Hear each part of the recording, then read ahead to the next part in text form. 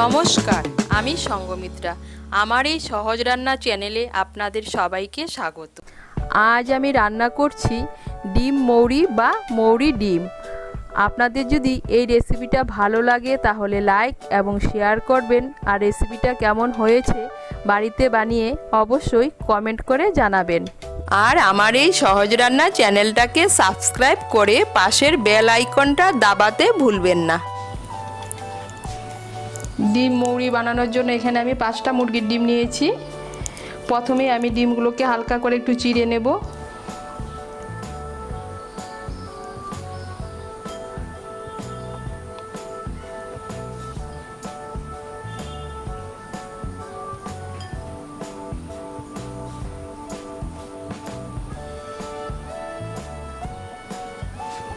চিড়ে নিয়েছি, এখন আমি এর মধ্যে দিয়ে দেব সামান্য একটু নুন,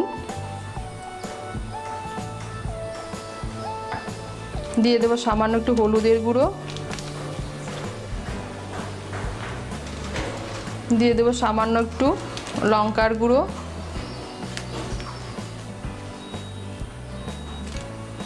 হলুদের গুঁড়ো, লঙ্কার গুঁড়ো আর নুনটাকে ভালো করে মিশিয়ে নেব।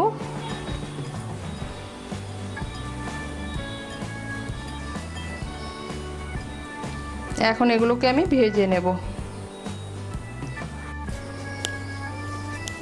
ডিমগুলো ভাজতে ভাজতে আপনাদেরকে দেখিয়ে দিচ্ছি আর কি কি মশলা লাগবে।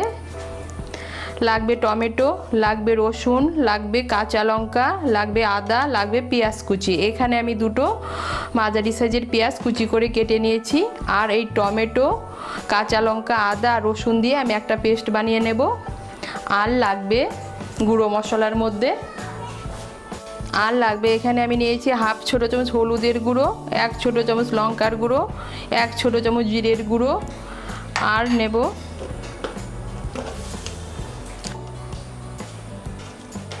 হাফ ছোটো চামচ ধনে গুঁড়ো,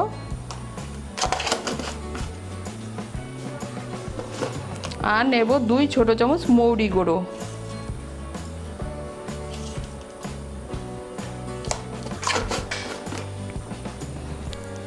আমি এগুলো দিয়ে একটা পেস্ট বানিয়ে নেব।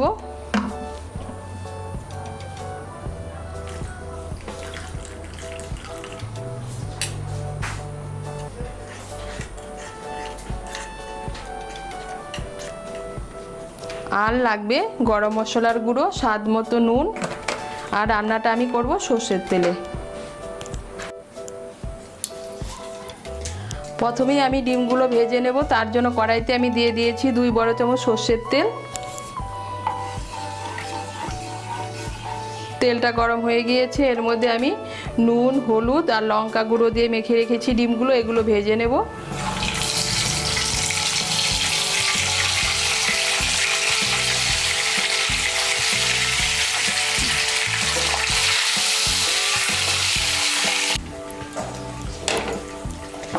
এই দেখুন ডিমগুলোকে লাল করে ভেজে নিয়েছি, এখন আমি ডিমগুলোকে তুলে নিচ্ছি। ডিম ভাজার পর কড়াইতে যে তেল আছে এই তেলেই আমি রান্নাটা করব। এর মধ্যে আমি দিয়ে দিচ্ছি ফোড়ন। ফোড়নের জন্য নিয়েছি একটা তেজপাতা, গোটা গরম মশলা, গোটা গরম মশলার মধ্যে আমি নিয়েছি 2টো এলাচ, 2টো লবঙ্গ আর 1 টুকরো দারচিনি। এগুলো আমি এর মধ্যে দিয়ে দিচ্ছি। একটা তেজপাতা, 2টো এলাচ, এলাচের মুখগুলো একটু ফাটিয়ে দিয়েছি, 2টো লবঙ্গ আর 1 টুকরো দারচিনি। ফোড়নটা দিয়ে একটু নাড়াচাড়া করে নেব। যখন ফোড়নের থেকে একটা সুন্দর গন্ধ বেরোবে তখন আমি এর মধ্যে দিয়ে দেব পেঁয়াজ কুচি।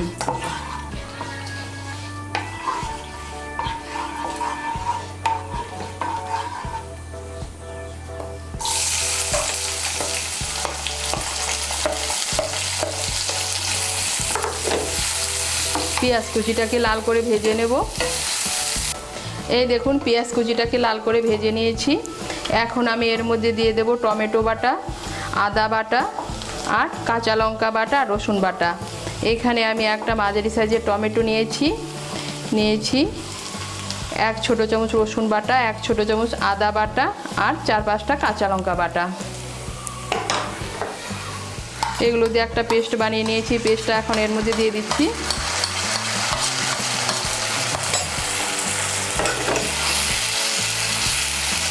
ভালো করে মিশিয়ে নেব তেলের সঙ্গে। মিশিয়ে নিয়ে সামান্য একটু ভেজে নেব। এই দেখুন আদা বাটা, টমেটো বাটা, কাঁচা লঙ্কা বাটা আর রসুন বাটাটাকে তেলের সঙ্গে মিশিয়ে নিয়ে একটু ভেজে নিয়েছি। এখন আমি এর মধ্যে দিয়ে দেবো গুঁড়ো মশলা দিয়ে আমি যে পেস্টটা বানিয়ে নিয়েছি সেই পেস্টটা।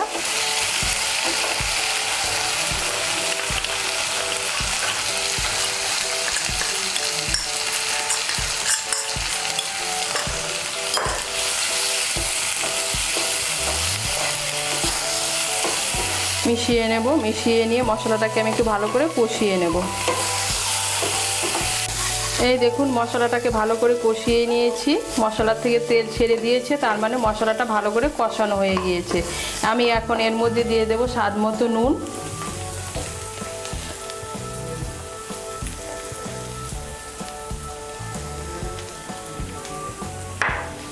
নুনটাকে মিশিয়ে নেব, মিশিয়ে নিয়ে মশলাটাকে আরেকটু কষিয়ে নেব। আর আপনারা যারা চিনি খেতে পছন্দ করেন তারা এদের মধ্যে চিনি দিতে পারেন, আমি এর মধ্যে কোনো চিনি দিচ্ছি না। নুনটাকে মিশিয়ে নিয়ে মশলাটাকে আরেকটু ভেজে নিয়েছি। এখন আমি এর মধ্যে দিয়ে দেব জল। আপনারা যেরকম ঝোল খেতে পছন্দ করেন সেই অনুযায়ী জল দেবেন। আমি এর মধ্যে মশলার বাটিগুলো ধুয়ে 1 কাপ গরম জল দিচ্ছি।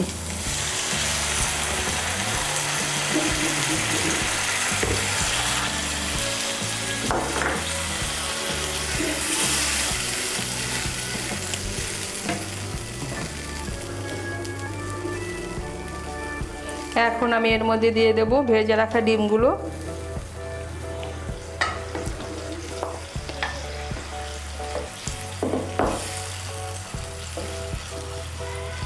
ডিমগুলোকে মিশিয়ে নিয়ে আঁচটাকে মিডিয়াম করে আমি 5 মিনিটের জন্য ঢেকে দেব।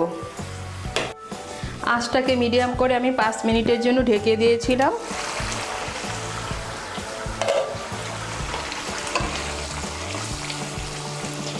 এখন আমি এর মধ্যে দিয়ে দেব গরম মশলার গুঁড়ো। এর মধ্যে আমি দিয়ে দিচ্ছি 1/2 ছোটো চামচ গরম মশলার গুঁড়ো, আর দিয়ে দিচ্ছি 3টে কাঁচা লঙ্কা। গরম মশলার গুঁড়োটাকে ভালো করে মিশিয়ে নেব। মিশিয়ে নিলেই তৈরি ডিম মৌরি বা মৌরি ডিম।